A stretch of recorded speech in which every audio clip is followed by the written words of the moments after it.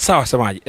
Kwenye mitandao ya kijamii na maeneo mengine tofauti tofauti, swala la mchezo wa pili wa finali umekuwa ukizungumzwa.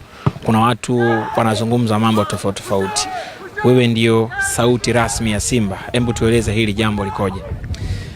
Tumeona taarifa ikizagaa kwa kasi asubuhi ya leo kuhusiana na mabadiliko ya uwanja na kwamba mchezo wetu wa mkondo wa pili wa fainali ya kombe la shirikisho dhidi ya Berkane utapigwa katika uwanja wa Amani Complex pale Zanzibar. Nichukue nafasi hii kuwaambia na kuwatangazia wana Simba ya kwamba kwa sasa viongozi, focus yetu kubwa ni mechi yetu ya tarehe 17 dhidi ya Berkane hapa ugenini.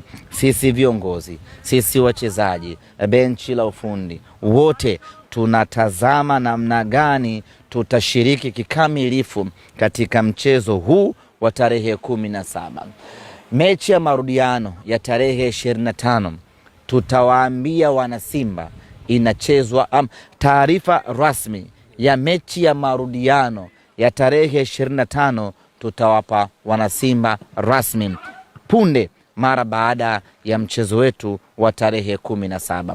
Kwa sasa taratibu zote zinabaki kama zilivyo. Wanaoendelea kununua tiketi waendelee kama walivyoanza, wanaoendelea kuuza tiketi waendelee hivyo hivyo, na mipango yote ya Benjamin Mkapa iendelee kama kawaida.